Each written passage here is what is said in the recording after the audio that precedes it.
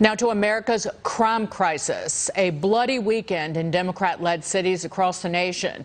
In New York City, 5 people were stabbed in separate incidents at subway stations throughout the city. It comes just hours after Mayor Adams launched a new public safety initiative on public transit.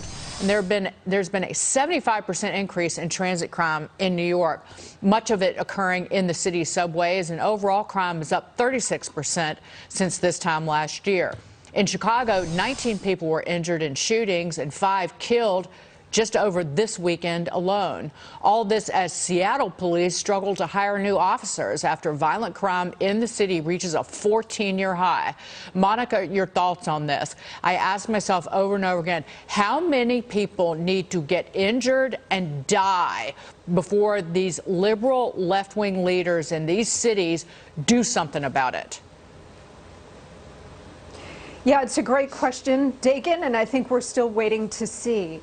You know, all of this is a perfectly logical and direct result of radical left-wing policing policies. You know, none of this is a big mystery here. You're seeing skyrocketing crime as a direct result of the abolition of cash bail in many of these places and sweeping cuts to police budgets as a direct result of the defund the police movement.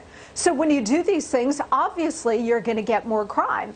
You know, I'm sitting here in New York State, in New York City, just from the start of this year, Dagan, crime is up in all categories by 42%, including rapes and murders. So now you're starting to see some Democratic mayors come forward and say enough. Eric Adams in New York, also the Seattle mayor and some others, they're saying, okay, enough. In fact, we might need more police officers. Why? Because the quality of life is completely falling apart in these places, but they're also losing their tax base. People who can't afford to move out of these cities are in fact moving.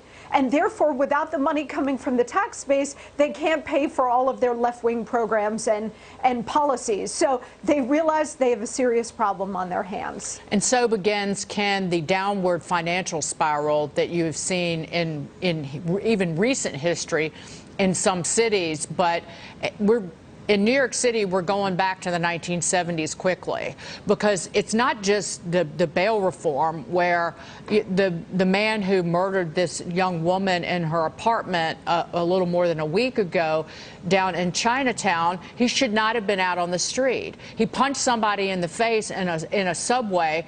I believe this is a different man. This is one of the assailants over the weekend. But the man who killed the young woman in her apartment, he was arrested for punching somebody in the face in the subway. He was picked up, put right back out on the street. You don't have to post bail. He was picked up again on a warrant, and then he was released again. It is a revolving door, and it's not just the lack of bail. It's also the fact that you have liberal DAs like Alvin Bragg, and they're across the country, who are essentially stepping back from prosecuting people, even those individuals who are violent.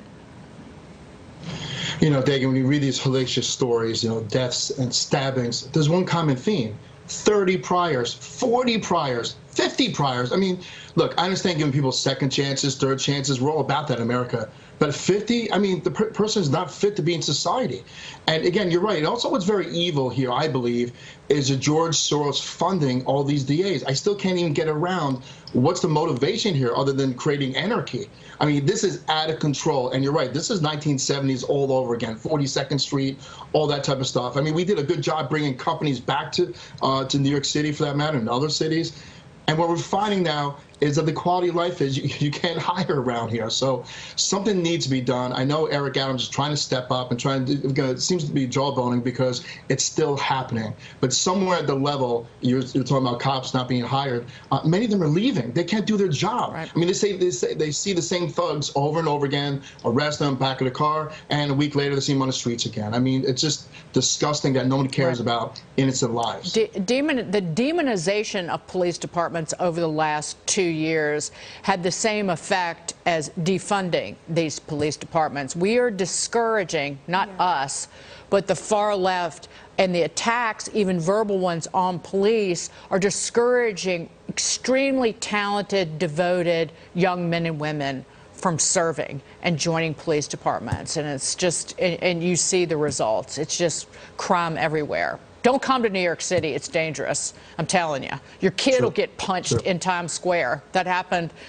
in the city over the weekend. Some woman had basically some child got hit, and she had to defend her own son. Coming up, everybody, U.S. Customs and Border